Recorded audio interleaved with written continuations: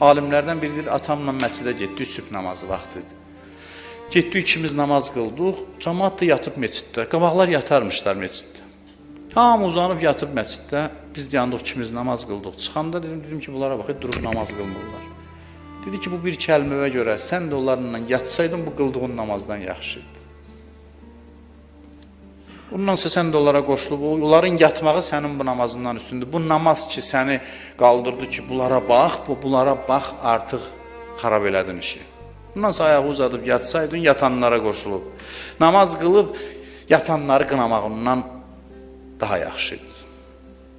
Nə işin var cəmaata, sən eyb tutursan, bunlara, yəni sən böyük bir şücaət eləmsən, yatıb. Məsələn, sən nə işin var cəmaatla ümumiyyətlə? Nəyvə arxalanırsan, nəyvə söykənirsən?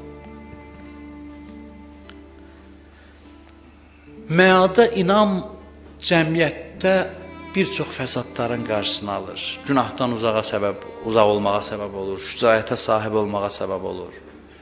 Quran bəzi şeylərin səbəbini bunu göstərir. Və vaylul lil mutaffifin.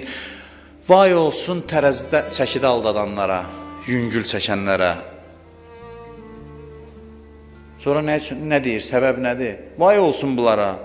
Əla yazunnu ulaikə ennəhum ləməb'usun. Heç güman etmirlər ki, Allahın huzurunda dayanacaqlar. Ondan biraz qopardır, bundan biraz qopardır. Bilmir ki, özünə yük yığır. Qəpi cəmaatın haqqı varsa malında, hamısını burnundan gətirəcəklər. İnsanın haqqına girmək ən böyük günahdır ki, dindarların içində də yayılıb, borc alır, qaytarmır, iş görür. Nə biabırsılıqlar mən bilirəm. Adam xəcalət çəkir. İndi cəmaat bilirsiniz nə deyir?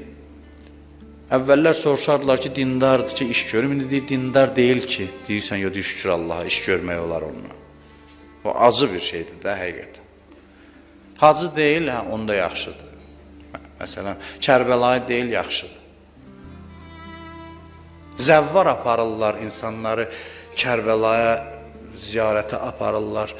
Adam bəzilərinin əməllərindən baxır, dəhşət insanı bürür ki, bunlar, nə bilim, hara gedirlər bundan? Zəvvar aparır, qrup rəhbəridir. Bir qisminə aiddir, əlbəttə ki, hansına yox. Böyük bir qisminə. Allah deyib, bunlar qiyamətə inanmayıblar.